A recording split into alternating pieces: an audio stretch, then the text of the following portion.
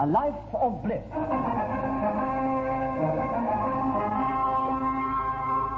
Being a biographical series about Bachelor Bliss, with Brenda Bruce as his married sister Anne Fellows, Colin Gordon as brother-in-law Tony Fellows, Muriel Pavlo as girlfriend Tina Holliday, and George Cole as the shy young man himself, David Alexander Bliss.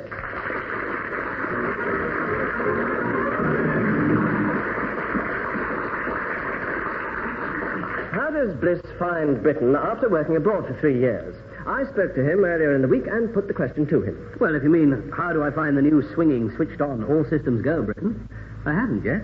But there have been exciting new trends. I mean, for example, with it women's fashion. Oh, yes, I'm with them. Very tight trousers for men. I'm without them. And it doesn't worry you that you're not moving with the times? Well, if I wore them, I'd be worried every time I moved. Knowing you tend to get muddled when embarrassed, I hesitate to mention a rather more significant trend. I'll take a risk on it, if you will. Freer and franker discussion about sex. Oh, better for it to be talked about openly than in furtive whispers. After all, evil is in the eye of the man who's holding her. In the eye of the beholder, yes. But supposing you were discussing the subject with, let's say, your girlfriend. Oh, let's not. I meant in purely general terms. Oh, in that case, I should try to talk about it naturally and make as free with her as possible. Talk about it as freely as possible and naturally try to make her. Ooh. Bliss's subsequent attempts at explaining what he meant were considered unsuitable for broadcasting. And believe me, you've missed a treat. Back to the present and over to his brother-in-law's house where the plot thickens. Subtitle, It's All Happening.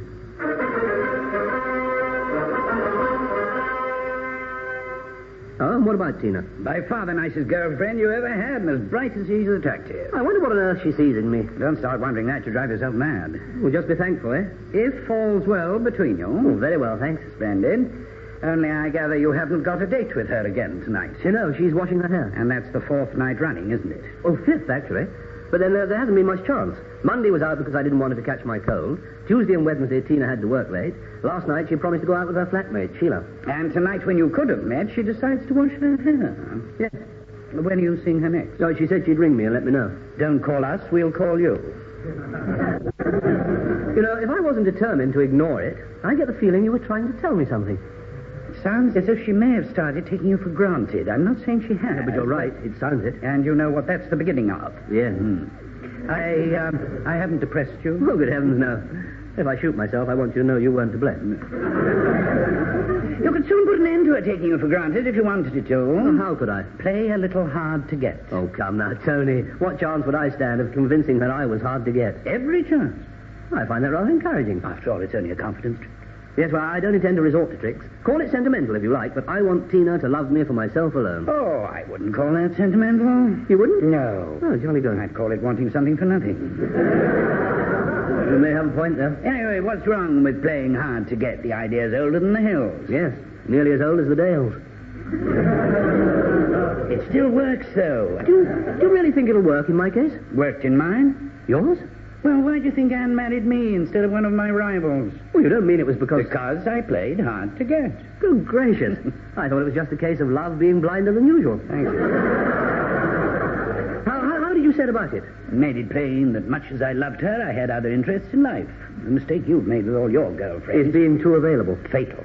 Well, I don't see why it should be. Well, how would you react if you rang up a theatre and they said they'd got seats in all parts of the house for any night of the week? Well, I begin to wonder if there was something wrong with the show. Same principle.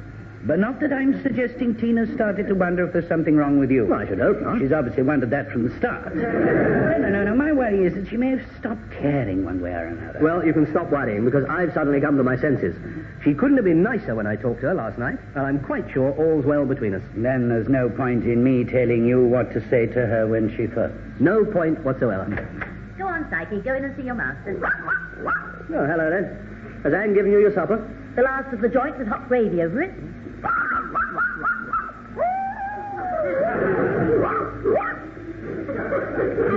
Now, what on earth did all that mean? Compliments to the chef, and do you serve second helpings? Not if I've got to feed her master too, and I take it I have. Oh, I'm in for supper, yes. Not seeing Tina this evening? No, she's washing her hair. When are you seeing her again? Well, she said she'd ring me and let me know. Don't call us, we'll call you. Just waiting for the potatoes to boil. What do I say to her when she phones? That's better. Well, now, work it out for yourself. Supposing she suggests meeting tomorrow night. I say I'm not available. Yes, but not that bluntly. We'll have to sweeten the pill, you know. I'd love to have seen you, darling, but that sort of thing. Yes, I'm not much good at that sort of thing. I suppose we couldn't, we'll sort of rehearse it. Not with me, as Tina. Well, it was you who described the phone as my greatest enemy. And not without reason. You're the only person I know who could safely use an ordinary phone to discuss something top secret. Why? It'd be automatically scrambled. All right. Now, off we go. Ring, ring. Hello, Tina. No. 2 mistakes already. Answer it that quickly, and it looks as if... As if I'd been hanging around the phone just waiting for her to call. Yeah. Let it ring for a bit first. Yes, and when you do answer it, don't say, hello, Tina, straight away. It gives the impression... Nobody else ever calls me up. Yes, I see that. Okay, I'll start again. What are you waiting for? For you to ring for a bit. Oh, thanks. Ring, ring, ring, ring, ring, ring, ring, ring. I only hope you're better as Tina than you are as the phone. Right, I've answered it. Hello? Hello, darling, it's Tina. Oh, worse if anything. Just ringing up to say I can see you tomorrow night. Oh, gosh, I'm terribly sorry, Tina. I'm afraid I can't manage it. I'd love to have sweetened your pill, darling. You know that. Love to have seen you, darling. You know that. Only I've got a date with another girlfriend. Have you indeed? Bang. Bang? Her slamming the phone down. Well, what can I say, then? Keep in the I'd love to have seen you preamble. Say you fixed up to do something else, then hurry on. Before she has a chance to start asking awkward questions. It's simple when you know... Oh, gosh, that'll be her. Dead on cue. Yes, but now be careful. Hello, Tina. Oh, Hello, darling. Oh, jolly good. It is you, then. Well, who else could it have been? No, nobody in particular, but I do sometimes get phoned by other call girls. Beg pardon? You will get calls from other girlfriends. Washed your hair yet, darling? No, thought I'd ring you first and tell you when I can see you. Oh, gosh, I'm terribly sorry, Tina. I'm afraid I can't manage it. Can't manage it? No. I haven't told you what night I'm free yet. Well, I haven't told you what night I can't manage. Thought she meant tomorrow night. Yeah, thought you meant tomorrow night. Oh, and you can't manage that? No, I'm afraid not. I'd love to have seen your preamble, darling. You know that. See my what? Preamble. Sounds vaguely rude. What on earth's rude about seeing you... What on earth am I talking about? What are you up to? Oh, nothing. Nothing. And I'd love to have seen you, obviously. Only, you see, I've fixed up to do somebody else. To do what? Oh, gosh, you're too quick for me. Too quick? Yeah, I was hoping to hurry on before you had a chance. Hurrying on to hope I had a chance of seeing you on Saturday. Yes, all right. What have you fixed up to do tomorrow night, darling? I hope I don't sound suspicious. No, not in the least. Oh, good. I hate to think it shows. I'm having a night out with a chum of mine. Anybody I know? No. You never know. I might know him. Or is it her? I said chum. Chums can be of either sex. Yes, well, you can take it from me. He's definitely a her. He's definitely either sex. He's definitely a him. Mop our brows and carry on. What's him's name? His name? Don't tell me you forgot. No, of course not. What is it then? Oh, give me a chance. I'll think of one. Think of it. Nigel Cooper. Oh, good gracious, really? Oh, do give him my love.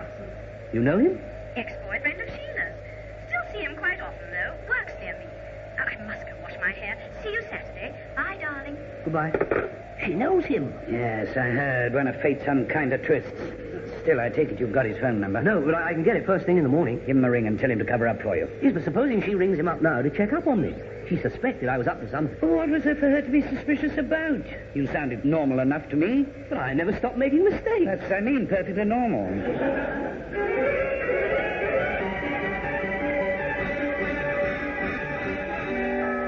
Same message, yes. Ask Nigel to ring David Bliss the moment he comes in and say it's urgent. So sorry to have bothered you yet again. Goodbye. Still no luck with your friend Nigel Cooper? Oh, hello, Anne. Sorry I didn't hear you come in. Well, no, and it may be too late now. Tina may have bumped into him today. You still haven't told me what possessed you to tell her that you were going out with him tonight. I was playing hard to get. You? I don't like the way you said that. But you're just not the type, Poppet. And if you were, you wouldn't be Tina's type. Why? Because as often as not, people who play hard to get are hard, insensitive, cold, conceited, calculating, and not worth getting. No, I won't have you talking about Tony like that. About Tony? Well, why do you think you married him? Many's the night I've lain awake wondering. He played hard to get. Oh, good gracious, I might have known it was his idea. Do tell me what he said. Well, then he made it plain that much as he loved you, he had other interests. Ah. Yes, I suppose in a sense he did show a rather limited interest in architecture every time I said I couldn't see him. In what sense? Hung around outside our house and studied it all evening. Well, I don't believe you. Oh, yes, and bridges seemed to fascinate him. Bridges? Threatened to throw himself off one. I just don't understand it. I mean, why should he tell me he played hard to get? Because he loves to talk, and you're silly enough to listen. Ah, now be fair, Andy. Let's face it, he's jolly clever. Yes, but with one definite blind spot. Women to Tony are what the works of Sigmund Freud are to others. Something he doesn't know the first thing about, but loves to discuss. You listen to him at your peril. Well, I can't tell him to shut up, can I? So I don't see what I can say to him. Yes, of course, Tony. Couldn't agree more. Oh, what a brilliant idea. And I've got to admit it, Tony, you think of everything. And then ignore everything he said. Do you know something? 3 years abroad's changed you in a good many ways. And one of them's the way you tried to hide your feelings. Oh, I don't know. I do. And it's a change for the better. You were terribly wet before. Tina's important to you, isn't she? Well, if you mean am I in love with her, it's too early to say. Anyway, there are plenty more fish in the... Yes, she's important to me. Don't worry. It'll all turn out all right. As long as you shut your ears to... Ah, there's Tony now. As long as I shut my ears to his advice. All right, if you say so. Hello there. Oh, hello, Tony. Hello, Psyche. Hello, darling. Have you seen Alexander anyway? It's his bedtime. Well, I'm afraid I've been sworn to secrecy, so I can't tell you he's hiding in the cupboard under the stairs. Oh, never mind. I expect I'll find him. Good day at the office, Tony? Oh, average. And you? Oh, I've started my month's leave. Yes, I was beginning. Well, now, did you manage to get hold of, your chum? Nigel Cooper? No, but I'm expecting him to ring back at any minute. Fine. Except that Tina could have bumped into him today. Oh, unlikely. But possible. All right, then, let's see. Supposing she did. What would I advise you to tell her? Oh, yes, of course, Tony. Couldn't agree more. I haven't suggested anything yet. No, but I'm sure I agree with it when you do.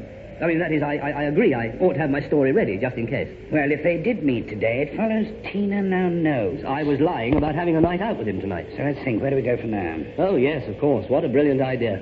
What? You thought of something? No, I thought you had. What's the matter with you? Nothing. Have you the vaguest idea what you can say to her to cover up? No. Then shut up and let me think. Difficult enough problem with that. Wait a second. Cooper's a fairly common name, isn't it? Well, yes. Then that's the answer. The local phone director. You're behind you there. What's the answer? The Nigel Cooper you know isn't the one she knows. I say, really? Oh, how on earth did you find out? No. No, you don't understand, and who's surprised? That's what you can tell her if they happen to have met today. What? That it's not the Nigel Cooper she knows. Oh, come now, Tony, you must be slipping. I mean, if she met him, he must be the one she knows. But not Bird Brain, the one you know. Oh, gosh, I get it now. Yeah. Well, that is a brilliant idea. Conway, Cooks, and Coon. Well, what are you looking up? I thought it might be worth checking to see how many Coopers N there are. Gosh, you know, I've got to ignore it, everything you think of. I've got to admit, I ignore everything you say. I must admit, you think of everything. You've found the Coopers yet? Yes, a couple of pages on them. I say, that sounds promising. How many Coopers N? 4, 5, 6, no less than 7. 7? Good gracious. Not only a brilliant idea, completely foolproof. I'd hardly suggest it to you if it wasn't. Now, seriously, though, you really do think of everything, Tony. I'm now, as they say, prepared for my eventuality. I'd never have known. Ah, that'll be Nigel, so we'll soon know. David Bliss? Tina? Oh, hello, darling. I'm glad I caught you. Caught me? Aren't you going out with Nigel tonight? Yes. Well, then. Oh, gosh, I see. You meant caught me in. What did you think I meant? Caught me out. Caught me on my way out. But I don't have to leave for another 10 minutes yet. I saw him today. Who? Nigel. Oh, that's all right. I'm prepared for that. Prepared to explain that. You see, he's not the Nigel you know. What are you talking about? Of course I know him. Yeah, but not Bird Brain, the one... But not... Darling, the bird I'm going out with tonight. Oh, so you're going out with a bird? No, that was just me getting mixed up. Oh, same mix-up as last night. How do you mean? On the phone. You didn't seem sure whether it was a girlfriend you were going out with or not. No, I promise you. Carry on explaining. Oh, it's perfectly straightforward. The Cooper N, you know, isn't the Nigel C. Isn't the... Isn't the one I know? I see. I described what my Nigel looked like last night, didn't I? No. Then how do you know it's not the same one? That's something he didn't think of. I've suddenly realized it can't be the same Cooper N. Same Nigel. Why? Because I spoke to mine on the phone today, mentioned you, and he didn't know you. My Nigel and your Nigel aren't the same Nigel, and that's Nigel. Final. I wouldn't count on that. I'm seeing you tomorrow night. That's why I rang. We didn't fix where and when. Well, Tony and Anne are going out, so I thought perhaps you would... Come round and help you babysit? Around 7? Wonderful. I'll interrogate you then. Bye, darling. Goodbye. Go on. Tell me she's not really suspicious this time. Please. I'm not even sure a parting shot about the interrogation was all that playful. Sorry about it, chum. Oh, before I forget, are you taking Psyche for a walk after supper? Apparently. Why? Well, it's 1,000,000 to 1 shot, I know, but if anybody saw you, it might just get back to Tina. Keep to the shadows and steer clear of the street lighting. Now, that's not one of your brighter ideas, Tony. There's an obvious flaw. No, what? Give me another word for a street light. Lamppost? There's your flaw. Honestly, you know, it's amazing. What? I start by playing hard to get and end up as a fugitive.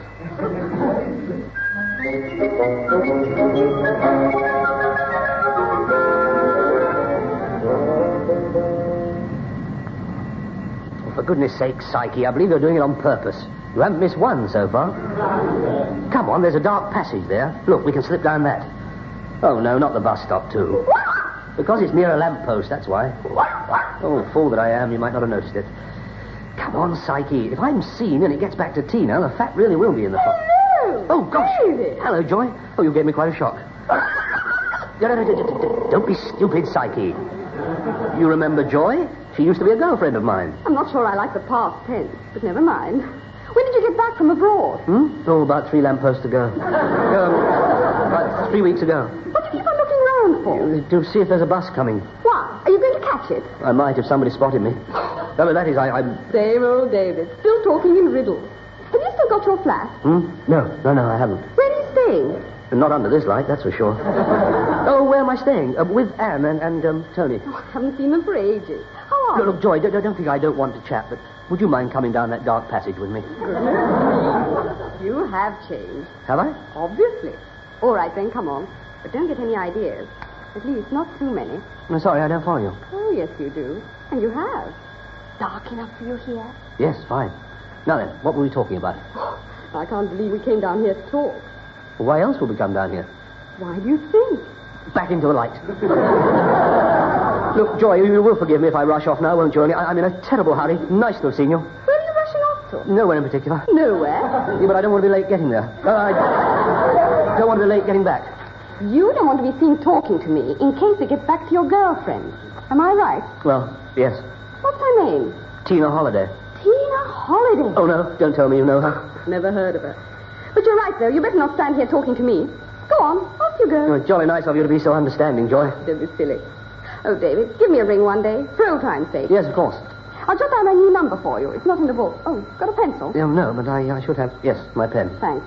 You weren't really going to catch the bus, were you? Who? Me? No? Why? That's why. Was she waving at you? Who? That girl on the bus. Well, to tell you the truth, I didn't...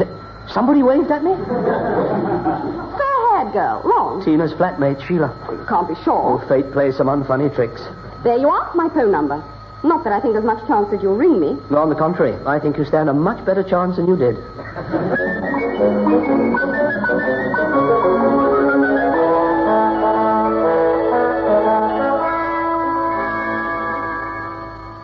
Now, listen, David. We've been working on this since last night, and Tina will be here at any minute. So are you quite sure you got your story straight?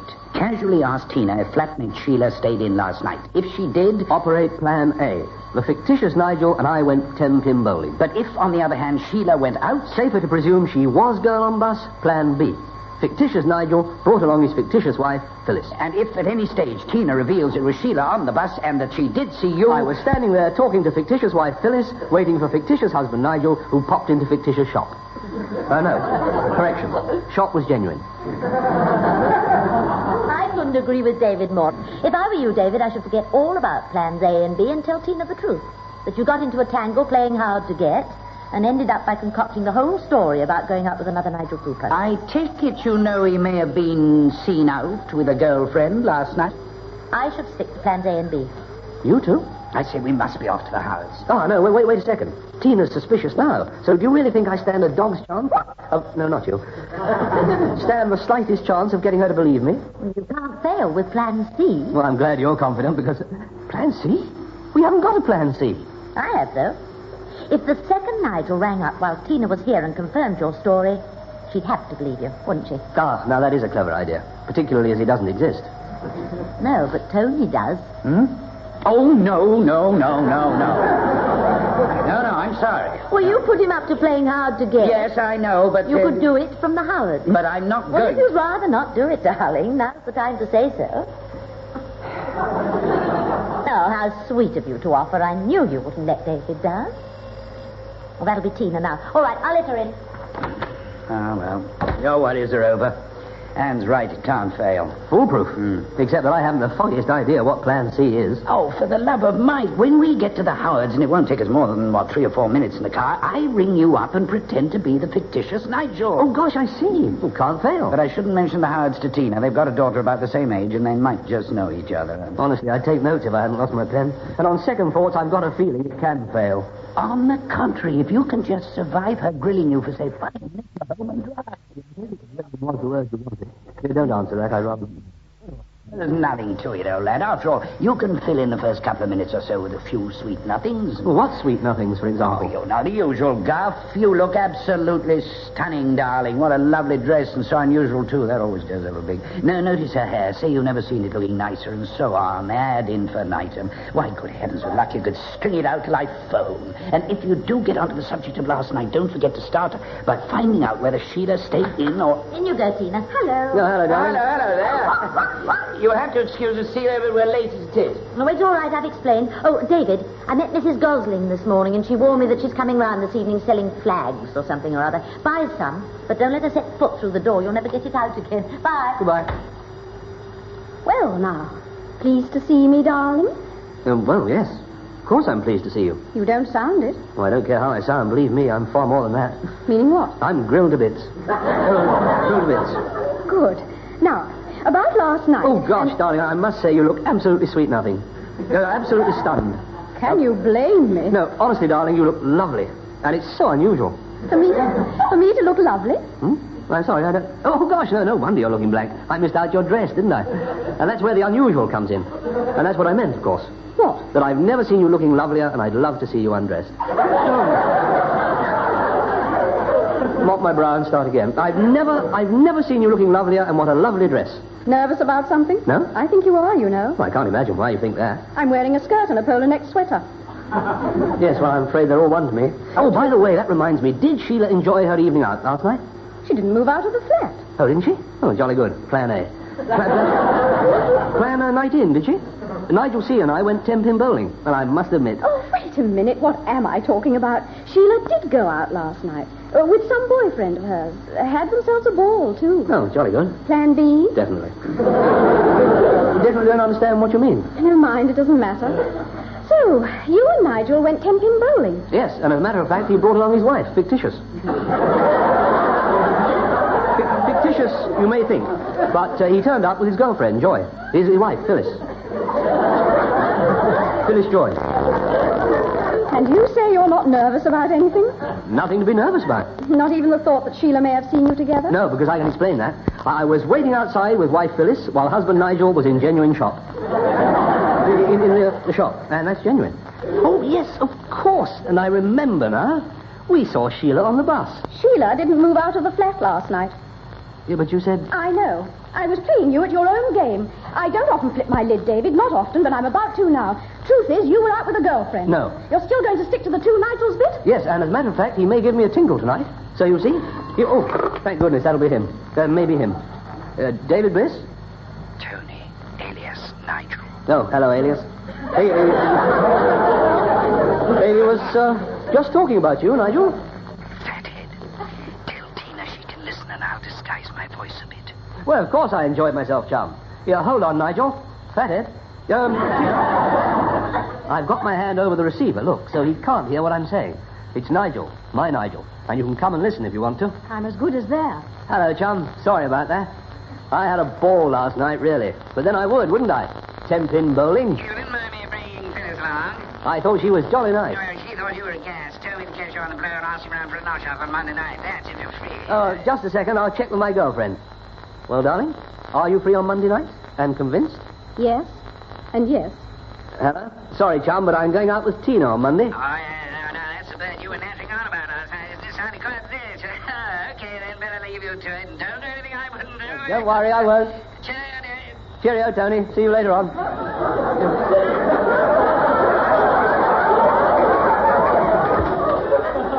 Tony, so that's who it was. No, I don't know why I said that. I don't know why I said see you later on either. But then you know me. You know what I'm like. I ought to by now. Yes, I ought to by now. All right, I'll give you the benefit of the doubt. I'll be back in a second, darling. Want to get my bag?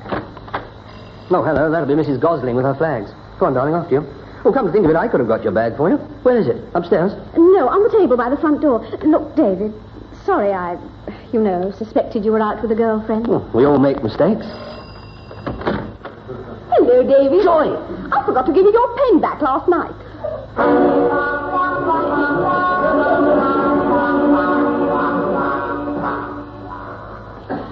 Still moping round the house? Well, it was you who said Tina was important to me, Anne. And after slamming out last night, stands to reason I'll never see her again. You'll see her in approximately 60 seconds.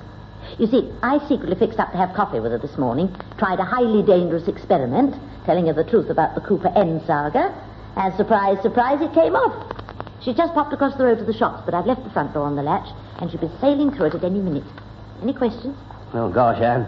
I just don't know what to say. I better go and meet her. Thanks, Anne. Thanks. Hello, David. Joy! Door's on the latch. I popped in to say sorry for turning up. Never mind about that. Quickly, in here. Please, Joy. It's important, terribly. A matter of life and death. But I'll explain later. All right, but you'll have to buy me an enormous box of chocolates for this. Whew. Hello, darling. Hello, Tina. You don't have to say a word. Anne explained all. But, David, from now on, just be yourself. Because you see, honey, that's what I like about you. A lot. Well, there's only one thing I can say after that. Oh? What's that? I've got a girl hidden in the cupboard under the stairs.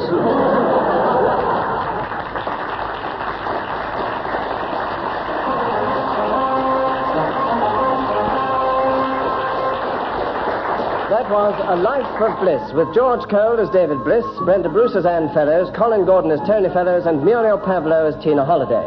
Psyche and Percy Edwards are synonymous, and the part of Joy was played by Catherine Feller. A Life of Bliss is written by Geoffrey Harrison and produced by John Browell.